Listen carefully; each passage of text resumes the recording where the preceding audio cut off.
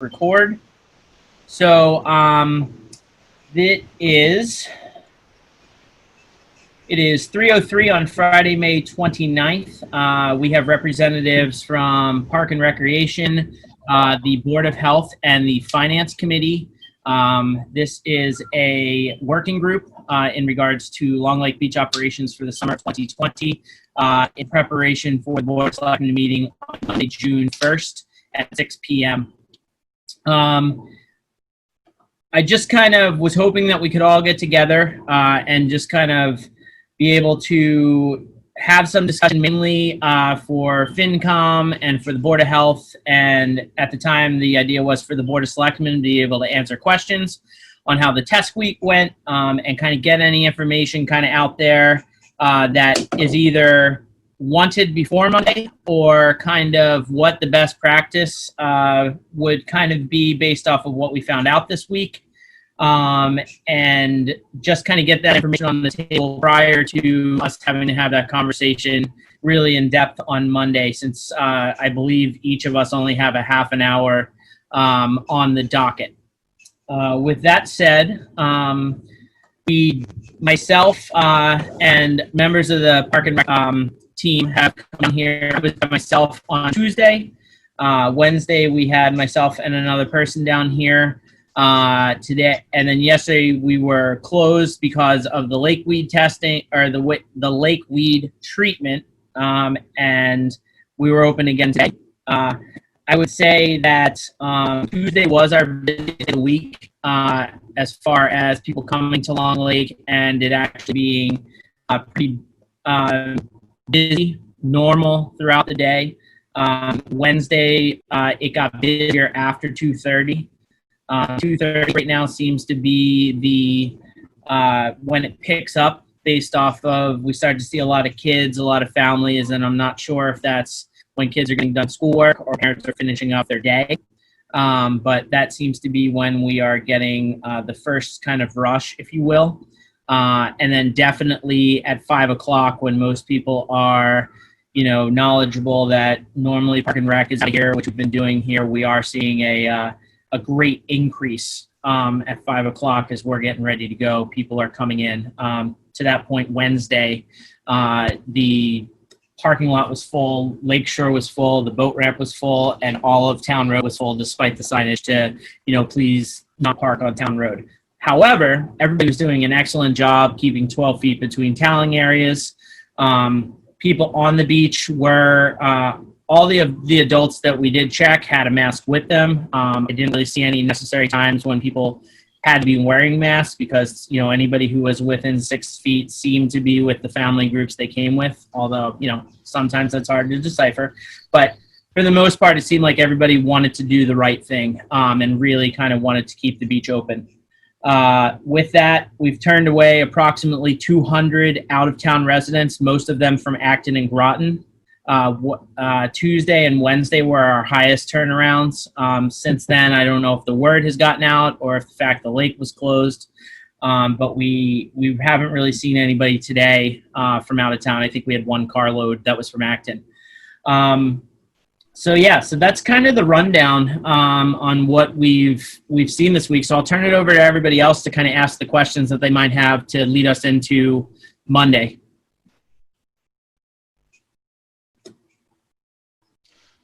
One question. Do you feel like there needs to be more supervision after 5 when things kind of start to get a little crazy and it's unregulated? So, I mean, having an understanding of Long Lake, the Park and Rec really only kind of oversees the beach until 6 o'clock on a normal day.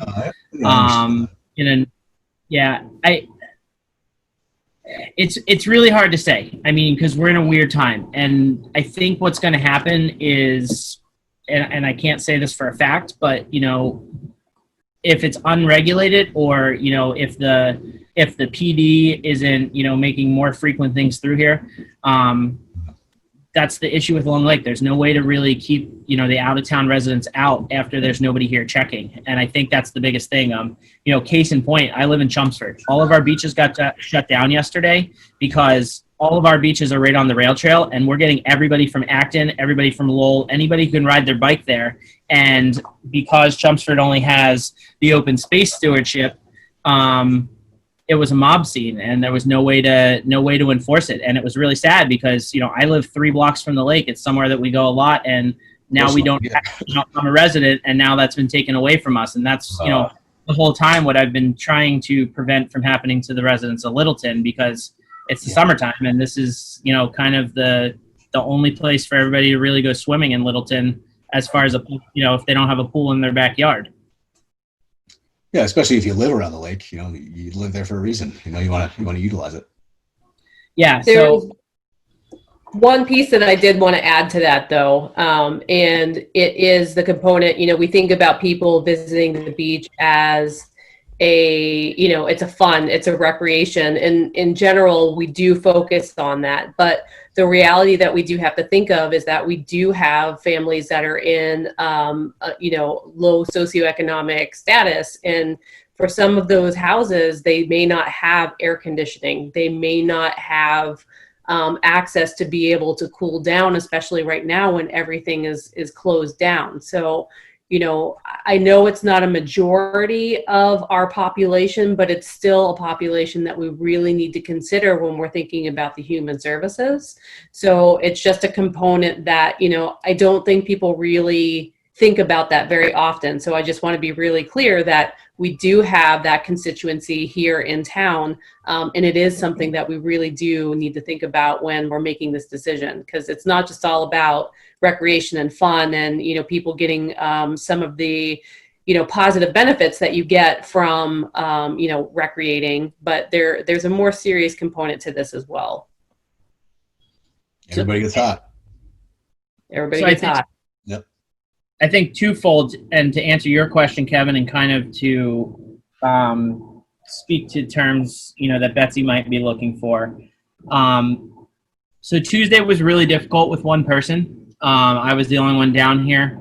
It was definitely something that was very trying, especially since it was the first day and having to explain it to everybody. I don't think the one-person model that I put forth, especially once this becomes a thing, is something that will ever work. I think at minimum it's going to be 2 to 3 people, definitely 3 at the peak, which peak being 2:30 onward.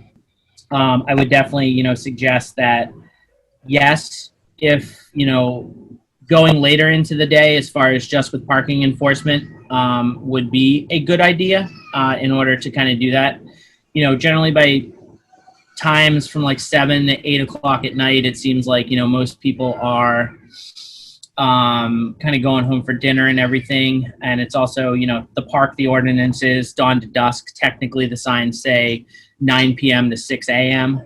Just so everybody's aware of that. So, in order to make this effective for the summer, it would probably be somewhere in the range of 9 to 7 if we, were able to do some sort of enforcement, specifically to just, make sure that people were, from residency or had the membership, whatever's decided. And then, the real other thing, just to kind of let Betsy know, is, the decision to, can we carry people? Can those people be lifeguard trained and rotate them through so that we can, have that benefit, for the residents who are coming here as well. I have had a lot of people, I would say over 80% of the people who have been here and we've had communication with, really genuinely, truly want to just buy a pass and, help the cause of keeping the beach open, and kind of have everything run as they know it, as it has for the past couple of years. We've, out of town residents also have come here and, asked about, is there any way we can do a day rate? Is there anything that we can do there? And like I said, I'm just kind of giving Betsy this information from a FinCom standpoint.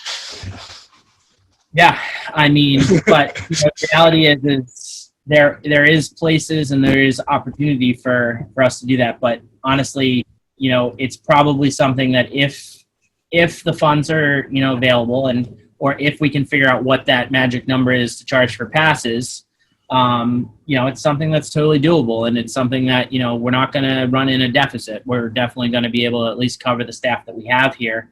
But it probably should be from 9 to 7 in order to really kind of enforce that. Maybe even keep one person here till 8 just to deter people from making that big rush, and then making sure the PD is on board with taking the shoulder times. Yeah. But like I said, I'll take it back over. How do you control this? Are you doing it when people are walking onto the beach, or are you doing cars? How are you checking residency? Cool. So we're doing both. So we're stopping people as they pull down the driveway, and we're asking to see a driver's license. There's a lot of people who miraculously don't have their driver's license, so we've been this week just kind of honor system. Fortunately, the thing here at Long Lake is we've had the same people buy passes for pretty much 3 years now, and we get to be kind of a family. We know a lot of the people, so this week we've been really, really lenient, and we've kind of done a lot of the honor system when in those cases. And like I said, it's been fortunate because everybody's done an amazing job at the social distancing. But if they had a membership or something that they could flash, it would just make it that much easier. I'm sorry, Betsy, do you have a follow-up? No, that was most. And I was just wondering about the walking. If they're parked on Long Lake Drive, then they're walking in. They're not parking there, right? Yeah, so that's why I said it's really difficult to manage with one person, because in the first day when I had to leave the parking lot and then go engage over at either the boat ramp or Long Lake Drive, and just kind of, hi, just want to make sure you're a resident of Long Lake or resident of Littleton. Please just remember 12 feet between toweling area. If you can't social distance inside 6 feet, you need to have a mask, just please don't share toys, and please don't, have balls and stuff like that outside of your family group. So that's basically been the 20-second kind of spiel for everybody. But do we have the right to restrict people from the boat ramp? I'm sorry to interrupt. Do we have the right to restrict people from the boat ramp? Can we say that's only Littleton or not? I didn't think we could, right? It's state run. Yeah, we can We not. we run it, but So the reason for that is it's considered a great pond, so we can't restrict access to the waterway. We can only restrict access to the beach, which is town run. What we did do is the dock that used to be in the middle of the swimming area, the tan one,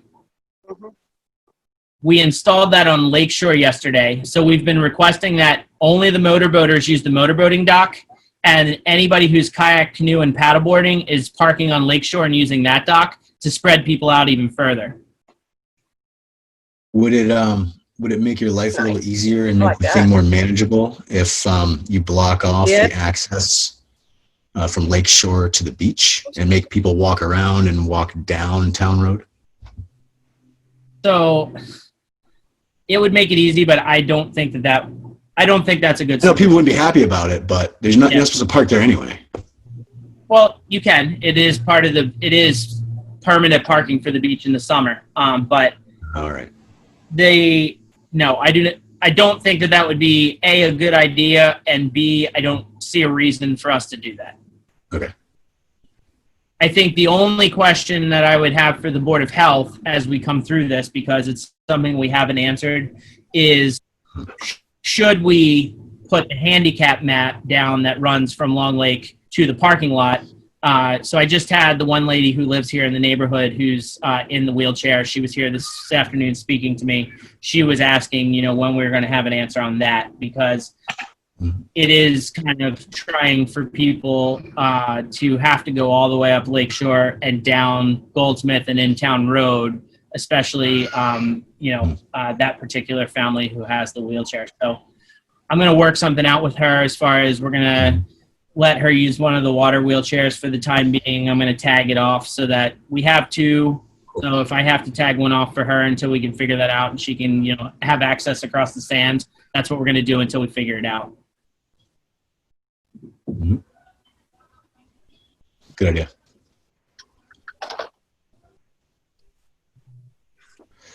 I think that, with what you've said and things kind of getting a little bit more hectic there, it's starting at 2:30 and it becoming more of a difficult task to manage.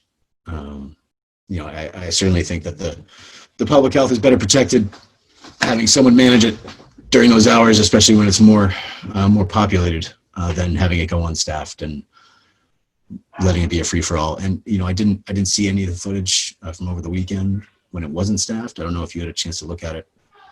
I just don't know how hectic it got and what folks were doing down there. Friday and Saturday were the worst. Fortunately, with the weather, kind of rolled in Saturday afternoon, Sunday, it wasn't really terrible. Friday was definitely the busiest. But like I said, this week, everybody's been really trying to do their part, and everybody's interested in just doing whatever it takes to keep it open. I have had a report from a couple of the next door neighbors that the kids groups and kind of the after hours stuff that's taking place down here is, the teenagers who are coming after dark and stuff like that. That's been a little bit of an issue, but obviously that's something that we'll talk to the police chief about, and just kind of that's something we have every summer. That's not unique to this situation. Yeah, kids congregate lots of places. Tim. It just happens to be one place they do. Trails. Go ahead. That was a new one. Yes. Tim, if we go to a hard close or stay as is, is there any difference to what is going to happen after hours anyway? You know what I mean? If we keep the beach open and after we close, whatever time it's going to be, how is that any different than if we do a hard close and it'd be the same issues, no, at night? Do you mind if I speak to that just really quickly? So one of the big issues that we have is that there's 3 points of egress right now, right? You have off of Meadowbrook, you have Town Road, and then you have off of that corner of Lakeshore Drive, right? So there's 3 ways for people to be able to come in. So realistically, if we were to close the beach down and it's not going to be managed, which means we're not going to abide by the governor's ruling, we would have to do a hard close, which means we would have to rent fencing to put up, and you're still going to have to deal with people that are going to jump over fencing and things like that. So, to clarify that, it would go back to transitory only. It wouldn't necessarily be a hard close. You just couldn't sit on the beach and you couldn't swim. It would go back to transitory only, which was pre-phase 1. Yes. Okay, and that's acceptable. Okay. Okay. So potentially you would have the same issues regardless. Betsy, so we broke up. What'd you say, Betsy? Sorry. It's okay to sit on the beach, but you can't swim? I don't get that. How does that fit in with what we're trying to do? No, it's not. No. If we did not staff, we did not manage it. I'm sorry. You can only walk through, Betsy. It would be transitory only. Okay. You couldn't sit, you couldn't swim. I got it. Do Now I anything. understand. Okay. Which technically, if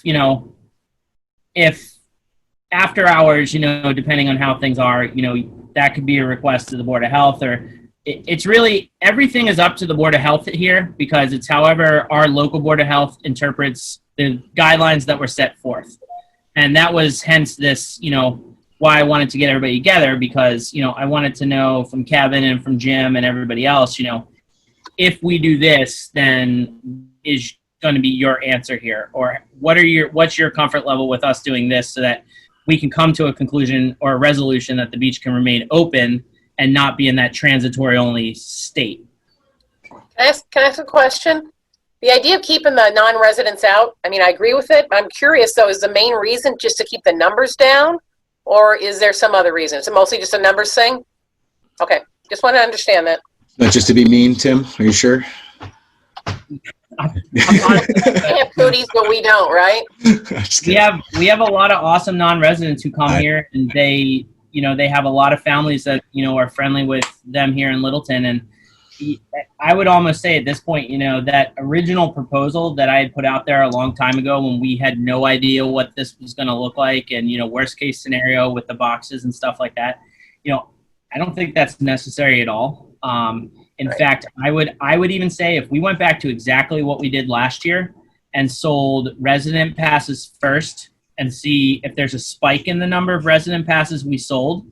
And then based off of that, sold to only non-residents who bought a pass last year, so we know which numbers to control. Yeah. I'm almost in the 98% belief that if we did exactly that and knew exactly what that number was, because our pass rates are the exact same as they were last year, $60 for residents, $125 for non-residents. I think that's a very manageable situation, and you know, it's the only reason is, going back to the residency thing, is normally we sell about 300, closer to 400 resident passes. And in this situation where people are not traveling, people aren't going necessarily away on vacation, things like that, my intuition was that we would most likely sell more resident passes or have more residents coming to the beach, which is, you know, in the infancy of this, why I felt strongly about making it resident only, because we're seeing what's happening other places where it's now everything else is closed and people are going to all of these only places that are open. Yep. Okay. If you sell that level of, probably, sorry, go ahead. I think that's really important then to have that managed. If all the places around you are closed, Yeah. That's the really important part about it. If you're going to keep it open, you need to keep it open with some people who are just reminding the participants at the beach that they need to do the right thing.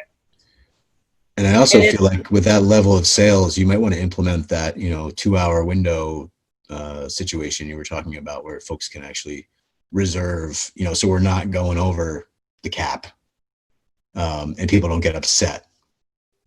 You know, we don't want to have a situation. So the other piece to that is, I would say right now, with the way that this has happened, I don't think that those blocks are necessary right now. Okay. In a normal summer here at Long Lake, there is 6 or 7 days, with the exception of after the 5 o'clock time, that we are really in a situation where we would be pushing the limits of the ability to socially distance. Okay. Everything that I've seen this week, as far as numbers, even when the parking lot has been full, even on Wednesday night when Town Road was full, everybody had enough room. People pushed up into the grass area. People were doing a good job in the water, staying those 6 feet away. So right now, I would not say that those blocks are necessary. I think we should, if we are able to continue along this path, we should keep that in our back pocket in case we need them. Days like maybe 4th of July or some of those other things, we're going to need to come up with a contingency plan. Days that we really know are when people kind of come to the lake and set up shop for the day. But under normal Long Lake Beach operations, I think from what I've seen this week, it's very manageable under normal circumstances, without time blocks, without any of that. Your sales will also be able to give you some insight on that. You know, let's say you sell 800 passes, you know, it's going to be correct. double. Yep. And it makes a difference whether it ends up being a really hot summer or not, right? That's the other thing. You just don't know. Yep. Hang on 1 second. Hello. So one thing I definitely wanted Right to back. encourage you guys to do was to come down and actually see it for yourselves. You know, we talked about it a little bit last week, but we haven't really seen anybody come down, because it's important to see those interactions. And when we talk about people from out of town coming in, it's not just Massachusetts. We had I was down there early last week, and there was a whole group of young men from New Hampshire, because everything in New Hampshire is shut down. So they drove all the way from New Hampshire down to Long Lake Beach, and we had to turn them around and say, sorry, you got to go home. Yeah. So, you know, we get all sorts. So it's, you know, the more guidelines I think that we have to be able to operate this, and the more I don't want to say the more staff, but you know, definitely Tim being down there by himself, it's overwhelming. And I'll be very honest, like I'm going to go down and do a shift this weekend. And I was thinking, if I have to be down there by myself, I'm going to panic. So it's different, you know? I mean, personally, you know, I don't speak for the whole Board of Health. Maybe Jim can weigh in on this, but I agree with Jim that it is a much safer situation having it be managed throughout the day, as long as we can, given the budget and our resources, and just trying to keep people as safe as possible and in the nicest way possible. And based on what you saw in Chelmsford, as Tim was describing, that seems to make a difference whether you're actively managing the beach or not. And again, I don't know, and Tim can speak to this because he's been there the whole week. I don't know that it's as much enforcement as is reminding people and educating people that, hey, we're trying to keep the beach open. Here are the ways we're trying to do it to maintain safety for everybody. Please cooperate. Yeah, if you follow the rules, it'll stay open. Correct. I mean, that's the important thing. Yeah, and honestly, on your website that it really is residents only, so anybody that might be looking, that they know, right, that they don't drive in here and find out when they get here. yeah, that doesn't help. I think everybody knows and everybody sees the signs, and you see the people who the key giveaway is they either drive through here and they park at the top of the hill, or they drive through here and they go to Lakeshore. Because you can always tell when it's a non-resident. Sketchy. So That's why a driver's license are helpful. But the one thing I was going to mention, Jim was talking about enforcement, and it's kind of a two-prong approach because, the purpose of us being down there and managing is specifically to educate, answer questions, and to be able, just as a reminder of that watchful eye of hey, you got to move over a little bit more, when you're walking around, make sure you've got your mask on. I've got my mask on. Those kind of reminders are really helpful. The second prong approach is if we have to deal with someone that would be belligerent or combative, then that's where we bring in the police. And, we have not seen that at all this week, and I'm very hopeful that it'll stay that way.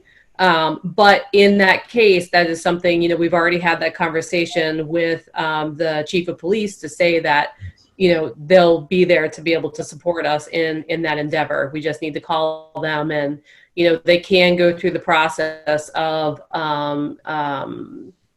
ticketing someone with trespassing if worse comes to worse. But, they don't want to do that either. They want people to be there, and they want people to be able to enjoy it and, have that relief from the heat that, we've definitely been having this week. So they didn't lend you a taser or anything? To try Nope. no. take care of the problem? I do have to say, Matt and Jeff, they've been Chief Bernard and Deputy Chief Patterson have been awesome. They've been here every single morning. We've had a quick little 5-minute chat. They've and Officer Landry was here this morning checking everything out. So it's been a really good partnership as far as making this happen. Awesome. The one thing I did want to add to just kind of the staffing thing is, Betsy, when we're looking at this, I did put numbers in, and I used the $15.68 an hour. I also used the aquatics director payroll rate at 20, I believe it's 2040 something. I'm not sure exactly what that is. But regardless of if we have lifeguards or not, I think the people that we employ, if we go down this road, even if they're just enforcing social distancing, should be at minimum at least lifeguard trained anyway, because God forbid something happens, we can respond and do that. So that's why I use that higher rate of $15.68 rather than the $13 an hour rate of our Snack Shack attendants, because the other thing is all of those kids would be second year minimum lifeguards who are over the age of 18. So it just gives us those extra layers of safety that, even if we don't have people on stand, we have people who could respond to an emergency. Yeah, I agree with that. So, it seems to me a lot of this stuff, we just have to be flexible, right? You don't know how many people you're going to need until we get there. And you don't know, now people are still a little bit in the school mode. Sorry, not a lot, but a little bit. So in a few weeks or a couple weeks or whenever, is it going to change, or is that going to kind of be the same thing? You also do you know about Camp T yet, whether that's going to happen and what impact that's going to have on the beach? Perfect segue. June 15th, So right? what's that? June 15th we find out about that? No, so, and that's why, one of the things I talked about last week is that I wanted to have this working group continue because we're going to have to go through the same process because it is licensed by the Board of Health for Camp Tehadawon. So we've been really involved with MRPA, which has been involved with the advisory task force on the Commonwealth level. So we've kind of been there that whole step of the way and been, preparing for the guidelines that we know are going to come down. I think it's really important for us to be able to operate Camp T if it is possible. And clearly, being able to do it in a safe manner for the kids and for our staff is number one. If we feel like that is not the case, then we don't go there. But I feel like, having the conversations that we've had over the past, month and a half, 2 months, I think there's a pretty solid plan in place. And I think that it's totally doable. And, it's not going to be the Camp T that we knew it to be, but the ability to have something, the ability to provide that childcare for families to be able to get back to their jobs, for the economy to start building back up again. All of those things are really important steps for us to start moving back to whatever this new normalcy is going to be, right? Right. So, but specifically related to the beach, though. I mean, what's the impact on that? Right.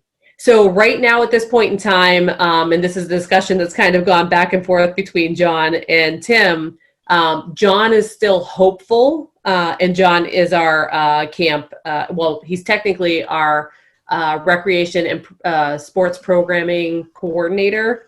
But this summer he's going to kind of take on the camp director role just because, we're really going to have to change the operation level of how it works. But John is still very hopeful that the kids will be able to have access to swimming. But right now, all of the guidance that we've seen kind of seems like it's going to be cut out for the summer. Okay. All right. So realistically, really they question. may not even, Okay. so they might not even be visiting down there. However, that being said, we started changing things this last year so that we have asked some of the staff that we've hired as counselors for Camp T to become lifeguards as well. And that was to be able to help out the lifeguards when Camp T visited, because it was like, so many kids. Yep. So we still have those staff that would be coming back this year. So if we needed to be able to go that route and still have, lifeguards available, they would already be enrolled in the staffing that we would currently have for the program. Bring the kids down to the beach, and then their leader get to manage your parking lot, and everything's good. Not that, no. If they're with the kids and they're lifeguards, and that's the big thing, like I always tell folks, if someone is lifeguarding, their job is to sit on that stand and pan and scan. They don't talk to them, leave them alone. They're supposed to be like saving people's lives. I think from the staffing, I mean, it's mostly a Board of Selectmen, decision at the end of whether they want to spend the money or not. I mean, I agree. You're gonna be selling passes and so on. You're gonna be able to do it. I think the number of the people, you're gonna have to wait and see what happens, how things really work out as the summer goes, and be flexible. I don't know any other way to do it. You can't decide today exactly how many. You need to have the plans for the different numbers and see how it goes, right? I agree with that, but the one issue that we run into is that because we're running in the deficit right now, we're not able to technically bring anybody on until July 1st.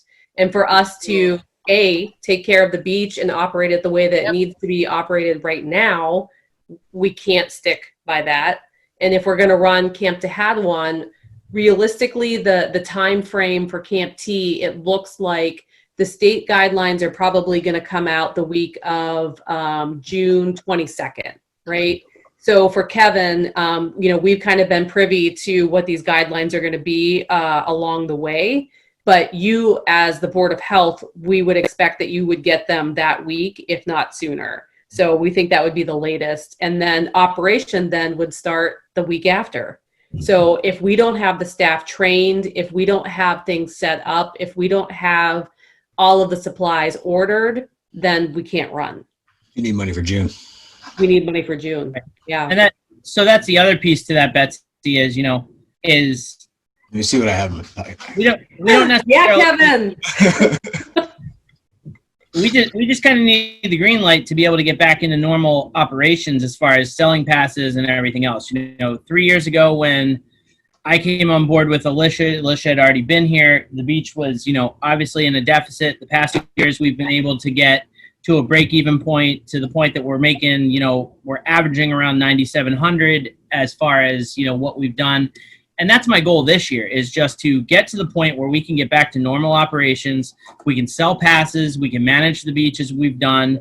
The reality is, like, we could really, under the guidance right now, under outdoor education, we could start sailing camp next week, and start doing some of the stuff that's bringing revenue in. And, we can't combat what happened. And it was unexpected, and it was something that it hit everybody the exact same way. But we have plans in place. We've been working. We want to work with the Board of Health and the Board of Selectmen and FinCom to stop the bleeding per se. Right now we can put things in place that are going to not contribute to the deficit. We can start putting things in place that are going to start, making revenue happen, because the longer we continue this no revenue coming in, it's just going to impact us, even next year. Right. So, Tim, so you're asked for Monday then at the meeting, the joint meeting or whatever. It's Monday, right? Yeah. The ask then is to be able to start selling passes, and with your plan of having to hire some more people to manage the parking lot and to keep the non-residents out. I mean, that's basically the ask. That's it. Okay. That's it. For the beach, but for camp, we need to start getting staff in as well. Okay. So, and then is that part of the Monday meeting also? Not really. not really, but that's why I wanted to create this working group, so that we can keep discussing all of these things and we have a plan, rather than, I love that you guys have been so quick to respond to this and have been, really engaging in this process, and it's amazing. And I really appreciate your time doing this. I don't want to end up in the same place with Camp T. So I agree, that's but why. I also, you don't want to, I think, dilute what your ask is on Monday. Correct. Each is really the focus, and keep that, and then go after the other one, because otherwise you get, people's attention and they get, this is just too murky and I don't know where I'm going, and they'd rather make no decision than make a decision. That would be my advice. Well, I think people, and this is probably not my purview, but I think people understand money, and that's what this is kind of. It's about public health, but it's also about keeping the beach open, keeping it staffed, keeping people safe. Right. And So the money keeps the people safe, right? Yep. So I would absolutely start that sailing camp on Monday. I would do 10. I need to hire people first. So And you need a camp license too, and the camps haven't opened yet. I don't need a camp. If you call it a camp, it's a camp. Not a camp. It's a sailing Not a program. camp. Sailing program. Program. And again, you need to really take a look at the regs. I mean, it's Yeah. Yeah, we're not going down that road, and that's Okay. why I said You would fill that up so fast. the idea, Jim, just to answer your question, is it is an outdoor ed program. We always have run it as a program. okay. For Betsy's knowledge, if we were to run it, we need a minimum of four participants per week, at which point we would run at a profit of $217 a week. How long is the class? If we got 8 people a week, we would make $2,000 a week. It is a 8:30 to 3:30. 200 people.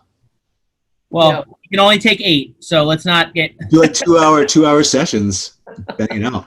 Yeah, We only have 10 boats. yeah, right now the regs state that everybody needs to have their individual boat, and we can parse that out at another time. So Betsy and Kevin, what I am looking for the beach is, we need to be able to hire people to do what we're doing exactly now, and at minimum, my suggestion would be that would be enough people to get 3 people here per day, myself included, as one of those people, 50 hours a week. This is in addition to lifeguards, or instead of, or what? Because normally you don't have lifeguards this time of year, right? Except on the We weekend. do. Yes, Weekends, that is yeah. correct. It's on the weekends. So what I'm saying right now is, if we are going to, enforce this, it would take probably 2 to 3 people. I'll rework all these numbers. What I put forth was 3 people per day in that summary sheet of, being here throughout the course of the week. Ideally, we could hire an additional person, we can, once we see a couple weeks of what's going on, I'd really like to get the snack shack open. That's under the Board of Health privy. We could technically do that right now. All of our stuff is prepackaged. It's Gatorades, it's things like that. There's very specific guidelines as far as, and it's very easy to hand something out this window and set it down and then back away. All of that needs to be talked about, but eventually I'd like to have somebody who could do that to help generate some additional revenue. And then for the sailing camp, I'd like to hire at least 2 staff members on, which that would be self-sufficient. We're not going to take any loss on that at all. Same thing with the snack shack. Generally, the snack shack brings us about $14,000 in a year. I would say this year, because people are a little hesitant about buying and kind of touching, we probably see about 25% of that, but that would cover that person, but I wouldn't propose that until probably July, because we're not ready to do that yet. And are you going to keep the stickers the same price as last year, or are they going up? I think that they could stay the same price as long as, and that's where it's tricky. I mean, that's why I sent the 3 summary sheets that were included in that Google Drive, because, like I said, if we do it exactly like last year and we got the same amount of memberships and hopefully a couple more residents, then yes, we're going to cover it. Where I was looking for help from the Board of Selectmen was, and the reason I sent those summaries out was I was asking, is this something the town wants to fund this year? Because there's people out there who are in hardships. And are there people who can't buy a pass? Right. What is the right thing to do? It wasn't necessarily should or shouldn't we sell passes.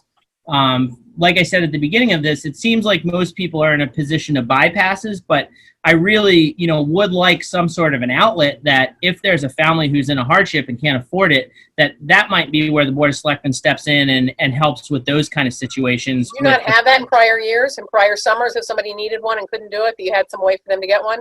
No, there was nothing there? We have scholarship funds, but the majority of those usually go to Camp T and swimming programs. That's always been. Just asking. It's okay. Yeah. It's no question. It's okay. No, I'm just trying to answer. So we do have some money in the scholarship, but there's not a whole lot. So, if we're seeing, we don't know what to expect, I guess is the ultimate, everything, right? That's the answer for everything right now. But since we don't know what to expect, we don't know how many people will ask. And, usually we're told or it's suggested that we don't turn anyone away. And, we want to do that. But the reality is that, if we allow them to come and then there's not any funds available to, pay for that, again, that's on us and we're at another deficit. So we have to be really cautious about what we do with that. Okay. Is there potentially some synergy with the school district and physical education class that the kids are missing out on? Like they're giving out food, Tuesdays and Thursdays. Right. To all the students, there's got to be something. Yeah, there's been always a pretty clear separation between the school programs and then what we do. This isn't normal times. I know. Yeah, I totally understand. Why don't you run for school committee? They could use you over there. I got enough to do. Justin McCarthy. There you go. So I think the full thing would be to get us to a point where we could do those things. We could, in the month of June, enforce social distancing. Our normal opening date, Betsy and Kevin, is, Memorial Day, but then we're weekends only. Obviously, right now it's a different situation where we would need somebody down here to help, social distancing through that. Technically, the end of school, June 25th, was kind of that date, was the opening where we'd be here every day. That's when I would kind of, hope that we could, obviously now, that's where we would get to June 30th, and then we would sell passes. And then once we get to June 30th, kind of start loading on the things like making sure we have sailing hired, making sure that we have a snack shack person so we can kind of get into some of that back end stuff once we get into the next fiscal year. If we could get, the 2 additional people to do social distancing and the 2 additional sailing instructors hired forthwith, as in that would be the ask on Monday, so that we can start getting some of this revenue in here, that would be absolutely ideal. I would just, again, my recommendation is have your presentation, your ask very succinct, and don't meander. And most of these people have heard a lot of this stuff already. They're really familiar. So go after, these are my points, this is what we're going for, and then let them ask questions. But otherwise, it's going to go too long, and then you're going to lose people. That's my suggestion anyway. Agreed. You know me, I love the beach, so I think it's important. I think it's very important for the town. It's a jewel for the town in most years, and this year even more important. So we just need to have the conversation of how we do it responsibly, mostly from a public health, but also from a financial standpoint as well. Agreed. Yeah, my thoughts are that you guys managing that situation down there is the best thing that we can do for public health. Not let it be a free for all. And if if getting the sailing stuff together is going to help to fund the management of the whole thing, I think it should be a package deal, and it doesn't make sense to not do it. So, Jim? I do have one. Are you talking about the raised hand? Is everybody okay if we take a public question right now? Sure. All right. So it looks like John Kurzwick. So John, at this time, we will give everybody, I believe, what did we use last week? Was it a minute? Everybody want a minute, 2 minutes? What do we want to do? Minute's good. All right, 1 minute for a question. I'm going to answer John right now. All right, John, you are. Can you hear me? We can. Welcome. Hey, I'm glad it works. Gene, this is more of a comment than a question. And what I want to say is, and I've been trying to follow these things pretty closely now, but I support you guys opening up as much as you can, as soon as you can. The kids are going crazy. And I think we're, as a group, as a town, as a society, I think we're getting enough data from who's affected, who's not affected, that I think we can do this in a safe manner. I'm looking at some of the stats that the Mass Department of Health has published, and 98% I think it's 80% or 85% of the people that are affected by this disease are 70 or older. 65% were in nursing homes. And, having the kids shut in for, now we're talking about 13 weeks, I think we're starting to get in diminishing returns. So hopefully you guys can start opening things up as soon as possible. And I think it can be done in a safe way. And it sounds like you guys are doing it in a safe way. So I appreciate you guys doing your best to open things up. Thank you. John. Thanks. Thanks, John. We did have one other person in the attendance. I'm not sure if Malin wanted to make a comment right now while we are doing public comments. If you do, Malin, just go ahead and put your hand up. All right. So I know it's Friday. It's getting into the afternoon. Is there any more information that anybody else requires or, wants me to compile and send them over so that the conversation is everybody knows exactly what we're trying to achieve on Monday?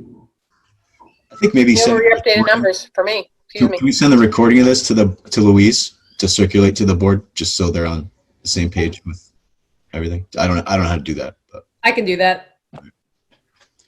So I do just want to verify, and I'll send Nina an email.